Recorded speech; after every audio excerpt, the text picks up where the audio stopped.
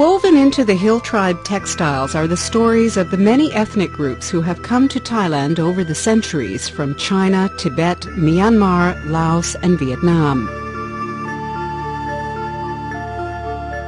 In these nomadic communities, essential items such as clothing and handbags were decorated in painstaking detail for special cultural events, and yet were also durable enough to be worn for hard work.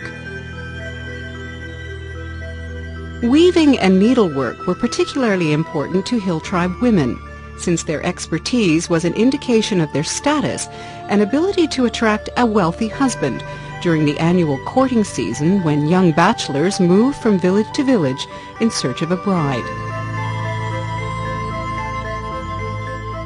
In a barter or self-sufficient economy, these skills gave women an economic advantage.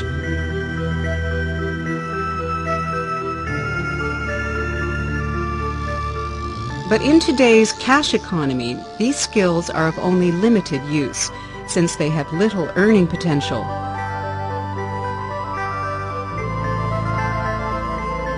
Although many tourists come to these villages as potential buyers, they don't buy the textiles.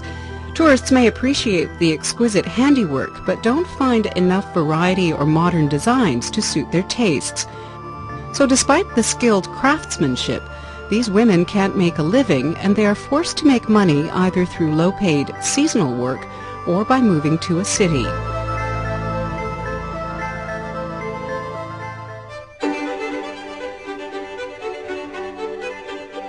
Khom Loi is determined to help these women turn back the clock and recover the value and prestige of their skills. Khom Loi staff have visited villages throughout Chiang Rai province to learn about the wide range of Hill Tribe textile patterns and practices.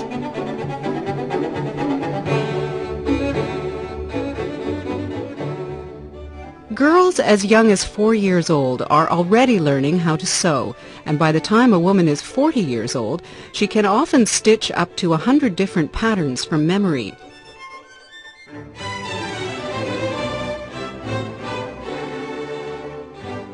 These designs can become as individual as a signature.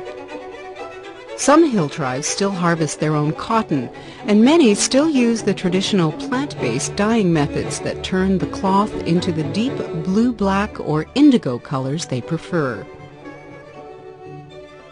Khom Loi recognizes that the key to a successful community development project is to collaborate very closely with the people in communities to determine how much financial support will be required for training, capacity building, and nurturing the skills these women will need to develop to become independent entrepreneurs.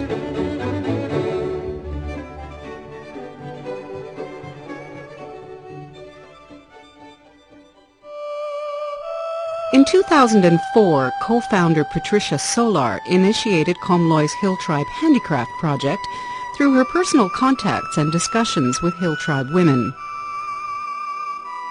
The process began with field visits and meetings with village women, and then workshops were set up to see how the women could market their skills by producing hand-woven textiles for sale. This involved learning how traditional techniques and designs could be adapted to meet the demands and preferences of sophisticated buyers. About 30 to 40 women were trained to improve or adapt natural dyeing methods and to create patterns and designs that would balance the art of retaining the cultural integrity of the traditional textiles with the ability to create modern handicrafts that would sell for a profit. Research was conducted into various kinds of material, followed by many consultations with experts to optimize the manufacturing process. In some cases, Western designers were asked to help. They have to. Yeah. This colour's in there, look already, it runs around the outside there. And we're pointing out that those two colours there are right there. Amazing. So, and it's because it's vegetable dye, and I do think that, you know, we could do something quite, you know, this is all there, isn't it? Design is the key factor in the production process, which must also meet the increasingly high standards of international markets.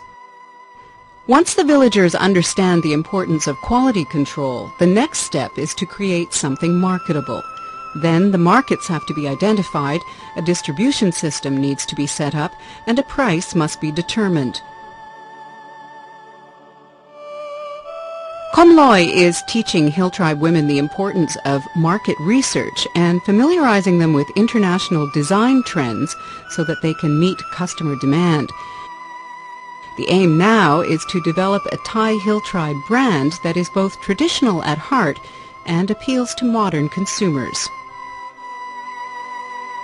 There's over 50 ladies who want to work, but we've chosen the best 20, and we're making sure that they can do good quality work so that when we start selling our products, we can expand production if we need to, but at the moment we have very good quality coming out, and they know exactly how to do it, and they can teach the other ladies. The profits from overseas sales of Hill Tribe crafts are used to develop the project further to include new villages, and 25% of the profits are given to the producer group involved to use for community purposes.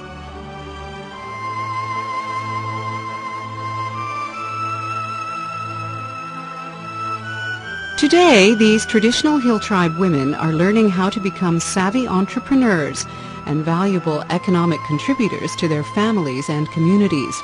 The goal now is to ensure these women can continue to develop entrepreneurial skills without sacrificing the deep cultural traditions that have ensured their cultural survival for centuries.